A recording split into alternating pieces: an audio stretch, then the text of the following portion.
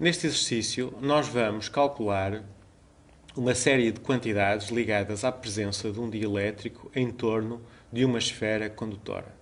Vamos então começar por desenhar a nossa esfera condutora, a geometria do problema. Tenho aqui uma esfera condutora de raio A. Nesta esfera eu coloquei uma carga positiva mais Q e existe um dielétrico que está aqui uma camada, uma casca esférica de dielétrico que tem uma permitividade epsilon. E esta casca tem um raio B, raio interno B e raio externo C. Então, esta é a geometria do problema e quais são as quantidades que nós vamos querer calcular? Queremos calcular, em primeiro lugar, o vetor deslocamento elétrico, em segundo lugar, o vetor campo elétrico, em terceiro lugar, o vetor polarização. São basicamente todos os vetores, todos os campos de vetores. Não são vetores, são campos de vetores ligados a este problema. Então, vamos começar pelo vetor deslocamento elétrico. Ora, nós sabemos que o vetor deslocamento elétrico, vamos por aqui 1D, obedece a uma lei que é a lei de Gauss para o vetor deslocamento elétrico. O que é que diz essa lei? Diz que o fluxo do vetor deslocamento elétrico através de uma superfície fechada é igual a carga no interior da superfície, mas uma carga livre. O que é uma carga livre?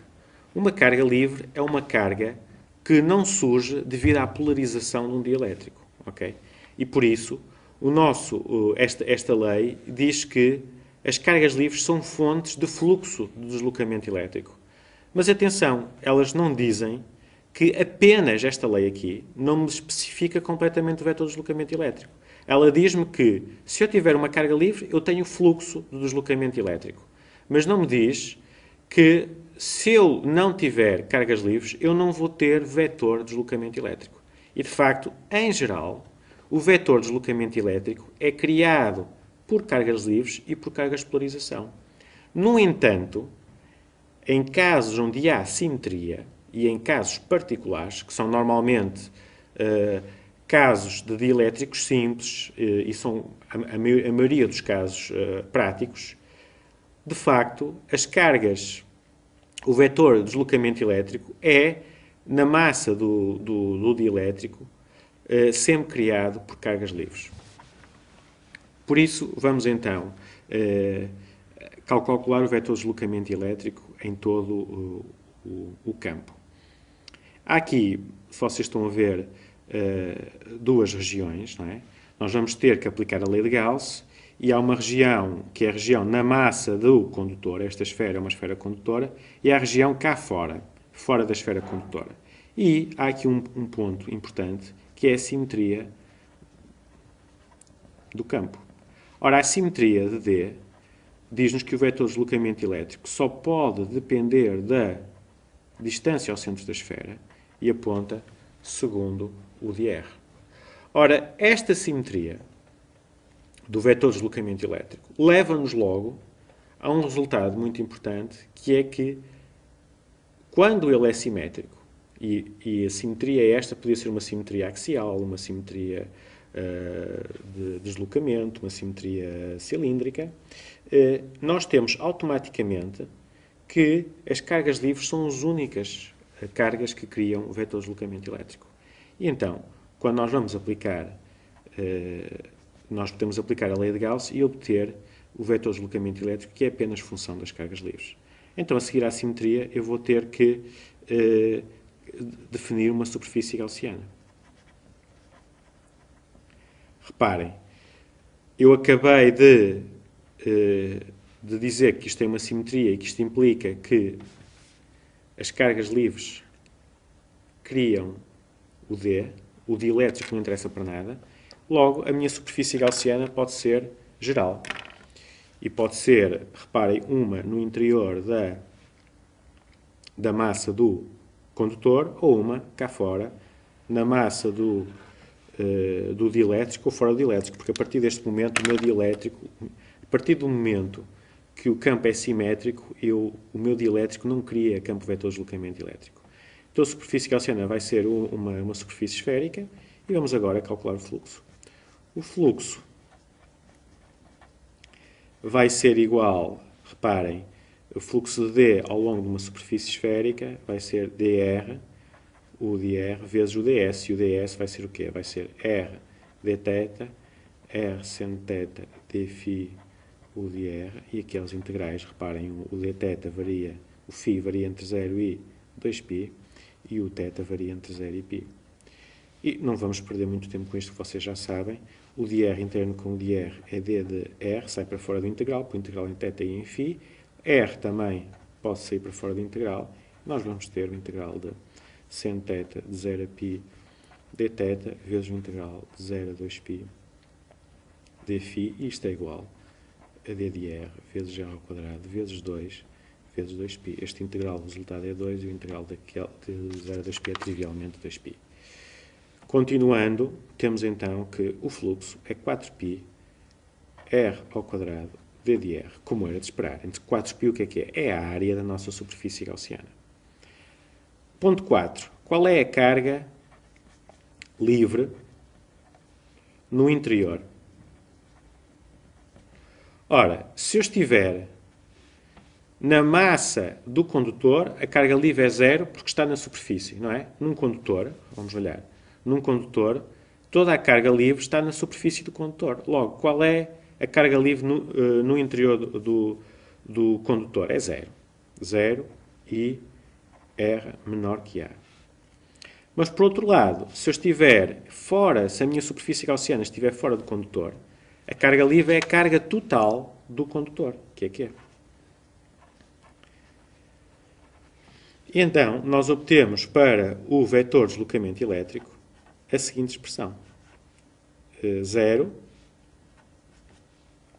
e R menor que A, Q sobre 4π R ao quadrado, o de R e R maior ou igual que A. E as unidades, coulomb por metro quadrado. Calculamos o vetor de deslocamento elétrico. Pronto. Depois de termos o vetor de deslocamento elétrico, vamos calcular o vetor campo elétrico. Ora, o vetor campo elétrico, como é que eu o calculo? Não é todo óbvio, reparem, a única coisa que eu sei é o seguinte. Eu sei, e isto é perfeitamente geral, que ε0 é mais a polarização é igual ao vetor de deslocamento elétrico. Por isso, se eu quiser calcular a polarização ou o vetor de deslocamento elétrico, eu tenho que saber um ou outro.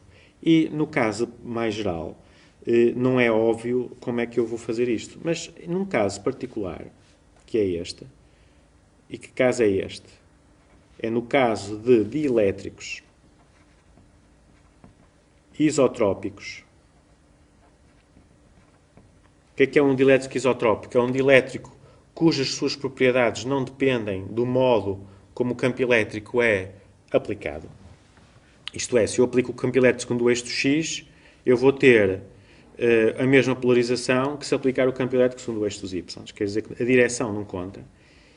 Mas ele pode não ser homogéneo. Reparem, isotrópico é uma coisa. E homogéneo o que é? Quer dizer que a permitividade do meio não varia de um ponto para o outro. Mas ele pode não ser. Isto é, a minha permitividade pode variar de um ponto para o outro e eu continuar a ter esta relação válida. Por isso é uma relação que não implica que o dielétrico é simples.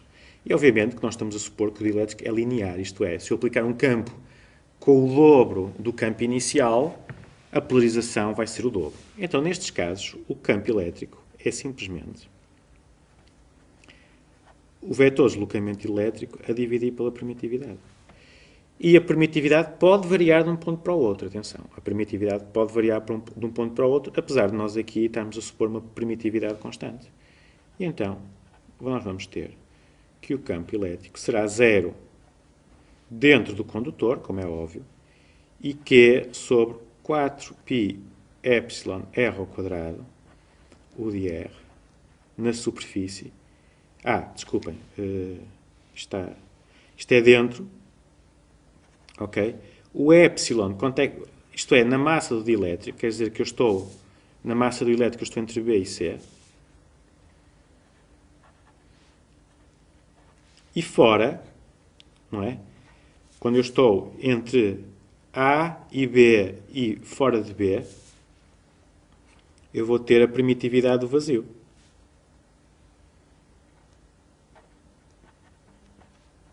Então, R menor que B maior que A e R maior que C. São as três regiões do campo. Ora, como o nosso campo já é um bocado esquisito, vamos fazer aqui uns gráficos para ver o que é que se está a passar. Nós temos aqui a nossa intensidade do campo, aqui o R, e vamos ter aqui a massa da esfera, o condutor. Depois temos de B a C o nosso dielétrico. E vamos ver qual é a forma do campo. O campo vai ser 0 na massa do condutor. Como é óbvio, nós estaríamos à espera. Depois, ele vai ter um comportamento em 1 sobre R ao quadrado, na região entre A e B, que é o vazio, e entre C maior que C, vai ser o quê? Nesta região vai ser E vazio, vamos chamar E vazio, vai ser Q sobre 4π epsilon 0 R ao quadrado, o de R. Então vai ser uma curva que cai com R ao quadrado. Estão a ver? E depois nós vamos ter uma região que é a região da massa do dielétrico. No dielétrico, o campo vai ser 4π epsilon R ao quadrado. E epsilon é maior que epsilon 0, porque a permitividade é a permitividade relativa, que é maior que 1, vezes a permitividade do vazio. Logo, o meu campo elétrico na massa do dielétrico vai ser mais pequeno que o campo elétrico fora do dielétrico. E há aqui, então, descontinuidades do campo. Reparem, há uma primeira descontinuidade em C, uma segunda descontinuidade em B e uma terceira descontinuidade em A. De onde é que surgem estas descontinuidades do campo elétrico? Surgem de densidades superficiais de carga. Há uma densidade superficial de carga no condutor, na superfície do condutor. Há uma densidade superficial de carga de polarização na superfície interior da casca esférica do dielétrico. Há uma densidade superficial de carga de polarização na superfície exterior da casca do dielétrico e, por isso, nestes três pontos, o campo elétrico vai dar um salto. Por outro lado, se eu for fazer o gráfico do vetor de deslocamento elétrico,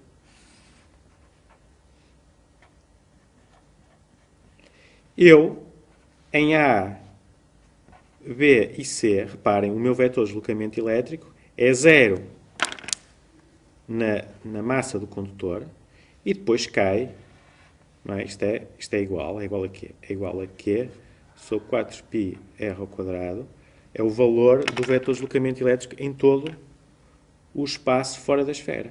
Quer dizer que ele é perfeitamente contínuo e, devido à simetria do problema, as cargas de polarização não vão contribuir para o vetor de deslocamento elétrico. Falta-nos a terceira parte destes campos de vetores, que é a polarização. Ora, como é que eu calculo a polarização? Eu calculo a polarização utilizando esta expressão, que é a nossa definição de campo elétrico. Desculpem, de deslocamento elétrico. Então, a polarização é o vetor de deslocamento elétrico menos a permitividade do vazio vezes o campo elétrico.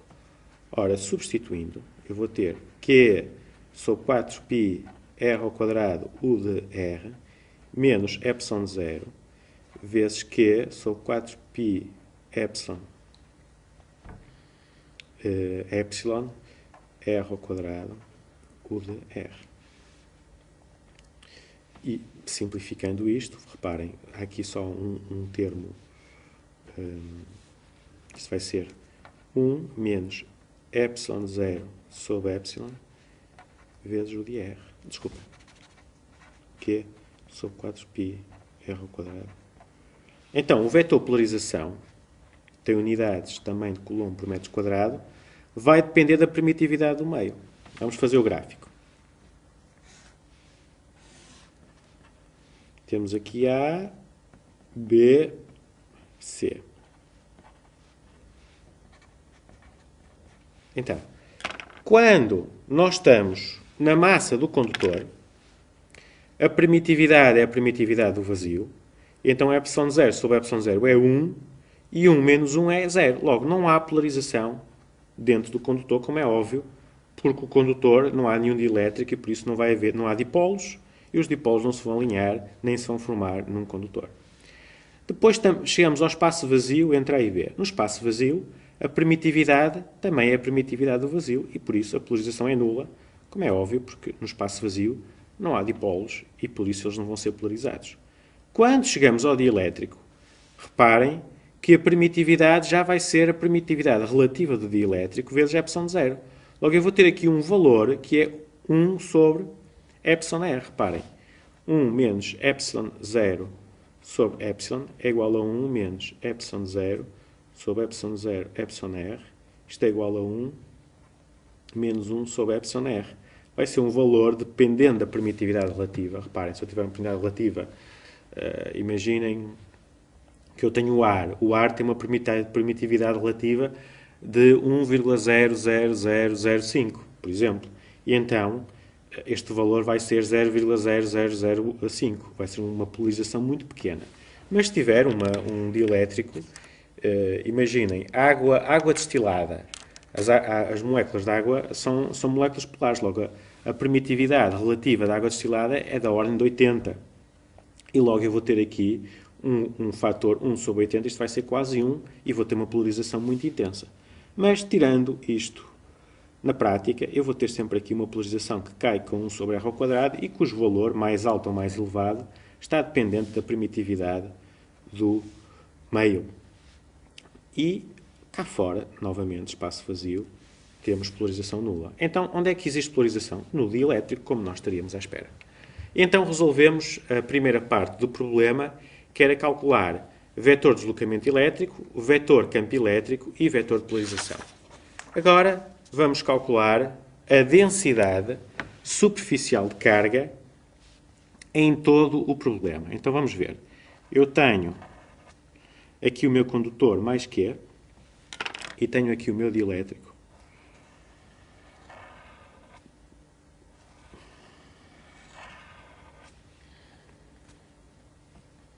E então, quais são as densidades superficiais? Há uma densidade superficial de carga livre, onde na superfície do condutor, que é a carga do condutor a dividir pela sua área, que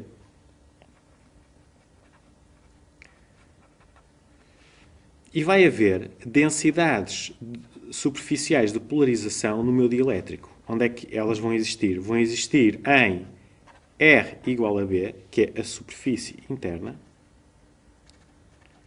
e R igual a C, que é a superfície externa. Ora, então, a densidade superficial de carga vai ser o quê? Vai ser a polarização interno com a normal à superfície. Ora, vamos ver a superfície interna. A normal aponta para fora do dielétrico. Por isso, nós temos aqui a normal na superfície interna. E então, qual é este resultado? Ora, o vetor de polarização nós já sabemos é 1 sobre εr, que é sobre 4π r ao quadrado, o de r. E a minha normal aponta para fora do dielétrico, que é menos o de r. Então eu vou ter aqui um resultado que é negativo. A minha densidade superficial de carga na superfície interna, reparem que quando r igual a b, vou ter aqui b ao quadrado, Coulomb metros quadrados. Agora, vamos calcular a densidade de carga superficial de carga de polarização em R igual a C. E é a mesma expressão, P interno N. Só que em R igual a C, reparem, a normal já aponta para fora. E então, a polarização tem o mesmo valor,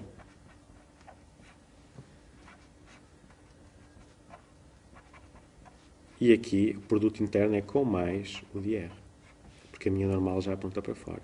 Então eu vou ter uma densidade superficial de carga, que é um εr. E reparem que R vale C.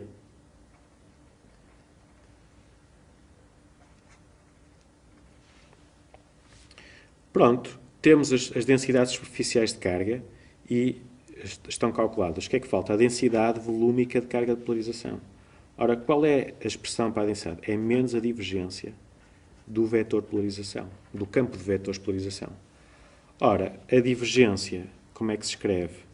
É menos o de R, 1 sobre R ao quadrado, d de R, R ao quadrado, P de R, menos o de θ, 1 sobre sen θ, d R, d θ, sen θ, P de θ, menos o de φ, nós estamos a trabalhar dp dφ, R sen θ dφ. Ora, como a polarização depende apenas de R, este termo é zero e este termo é zero.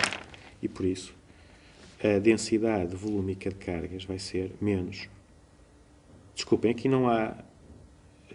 está errado. É divergência e a divergência não tem componentes, não é? Não é um vetor. Por isso vamos corrigir esta parte. A divergência, obviamente, é um escalar, por isso não há aqui componentes nenhumas que aparecem.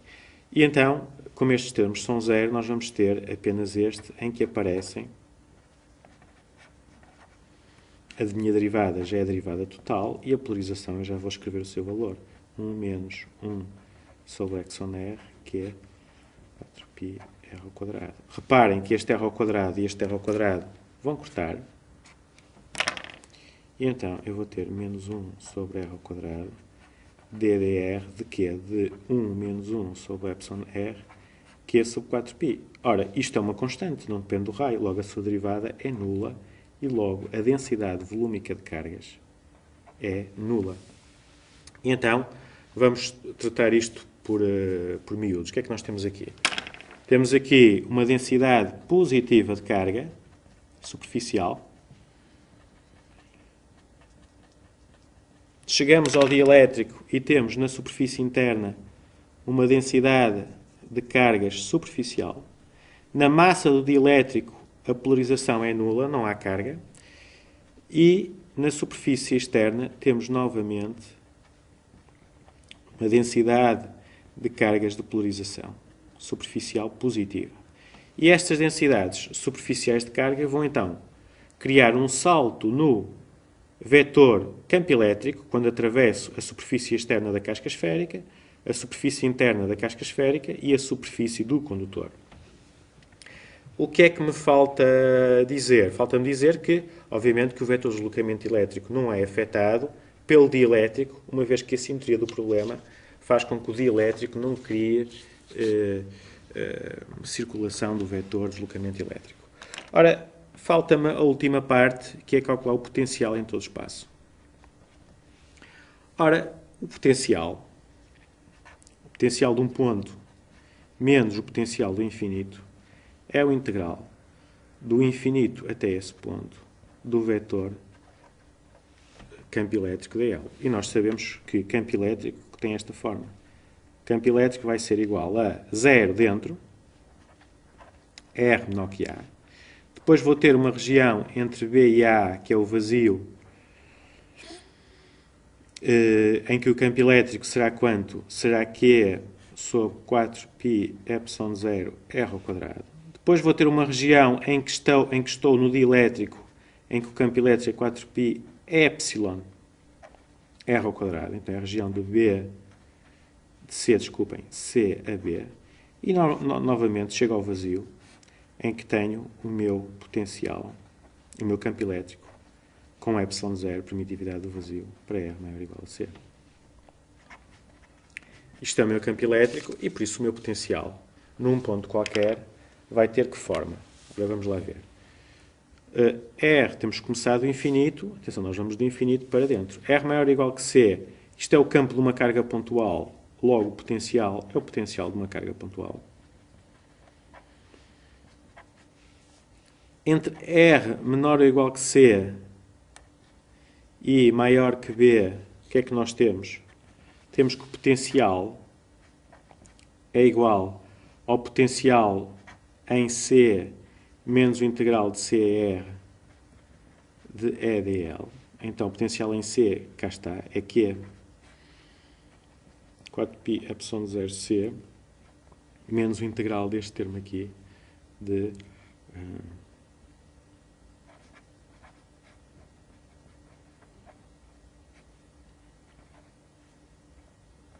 C a R.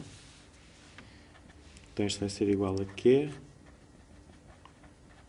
Repara, o integral de 1 sobre R, 1 sobre R ao quadrado é R, é menos 1 sobre R, com este menos fica mais Q sobre 4π epsilon 0, 1 sobre R de C a R, que vai ser, não é epsilon 0, é epsilon.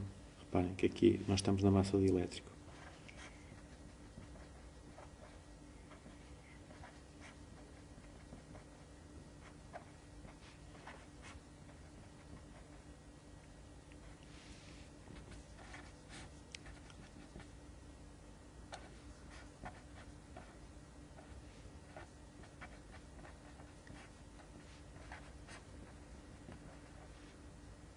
Epsilon R volta.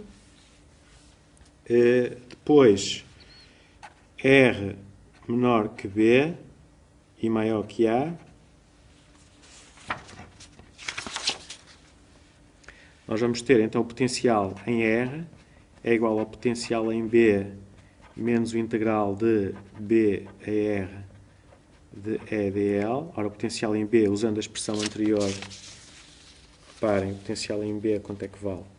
Vale Q sobre 4πC 1 sobre epsilon menos 0, 1 sobre epsilon, mais Q sobre 4π epsilon B.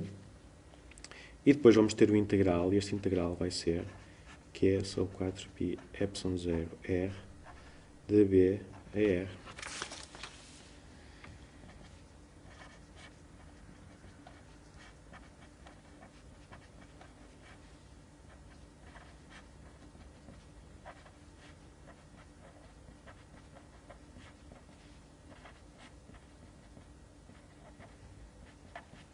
E assim se calculou nesta região e, finalmente, na região, na massa do condutor, o potencial é constante. E é V de A. E o seu valor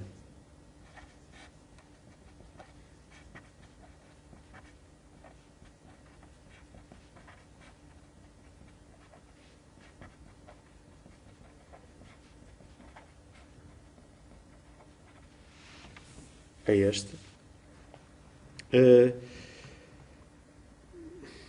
Está calculado, então, o potencial. E assim se resolveu o exercício.